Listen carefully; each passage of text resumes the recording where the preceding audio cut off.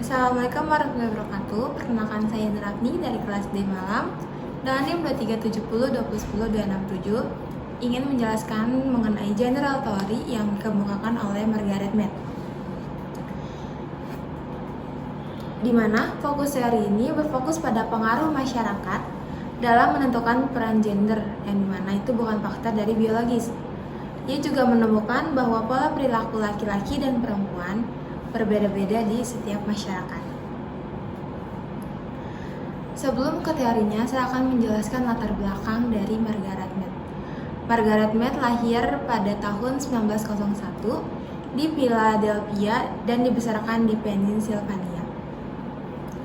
Beliau sarjana dari Barnard College tahun 1923 dari Columbia University. Pendatangan di Samoa tahun 1925 menjadi fondasi karyanya tentang budaya, seksualitas, dan pengasuh anak. Juga terlibat dalam penelitian Perang Kedua, sibernetika, serta isu lingkungan dan kemanusiaan di PBB.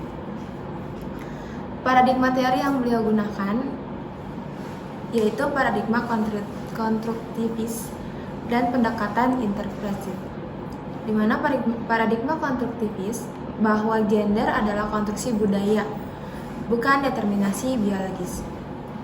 Dan pendekatan interpretif etnografinya fokus pada makna lokal, bukan hukum universal. Masyarakat Papua Nugini dengan konsep gender terbalik atau non-binar sekaligus meruntuhkan mitos kodrat biologis. Tradisi komunikasi yang beliau gunakan yaitu ada tradisi sosio-kultural atau social-cultural tradition, yang dimana makna gender dibangun melalui interaksi sosial dan budaya, bukan bersifat biologis. Yang kedua yaitu tradisi sosio-psikologis atau socio-psychological theory. Kepribadian dan peran gender dibentuk melalui sosialisasi budaya. Dan yang terakhir itu ada tradisi semiotik atau semiotic tradition, di mana simbol-simbol budaya seperti pakaian dan ritual mempresentasikan konstruksi gender. Metodologi penelitian yang Margaret gunakan yaitu metode penelitian etnografi untuk membuktikan bahwa gender dibentuk oleh budaya, bukan biologis. Penelitiannya di Papua Nugini menunjukkan variasi ekstrim peran gender, seperti temuannya mendukung gender teori dan tetap relevan meskipun ada kritik.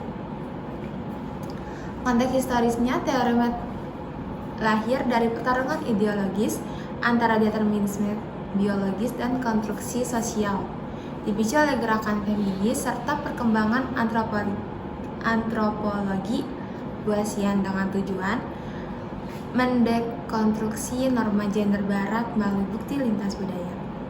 Konsep utamanya itu ada 3 konsep. Yang pertama ada gender dibentuk budaya, bukan biologis, di mana peran maskulin dan feminim bervariasi antar budaya, contohnya suku Arabes, Mundugumor, dan Cembul. Yang kedua itu ada tolak determinisme biologis, di mana perilaku gender hasil sosialisasi, bukan kodrat alami. Contohnya remaja Samoa lebih damai daripada barat. Dan yang terakhir itu ada seks gender atau seks biologis terpisah dari gender konstruksi sosial, jadi fleksibel. Asumsi teorinya di mana budaya lebih besar daripada biologi dalam bentuk identitas gender dan tidak ada norma gender universal. Relevansi fenomenanya, Margaret dalam penelitiannya di 3 masyarakat Papua Nugini tahun 1935 membuktikan bahwa gender adalah konstruksi budaya, bukan biologis. Misalnya, di Cembul perempuan berperan dominan sementara laki-laki lebih artistik. Temuan ini relevan dengan fenomena modern seperti pengakuan identitas, non-binar, dan transgender yang diadopsi dalam kebijakan 20 lebih negara. Kelebihan dan keterbatasan dalam penelitiannya, kelebihannya itu Mead membuktikan gender dibentuk oleh budaya, bukan biologis, dan mendukung kultural relativisme dan feminisme.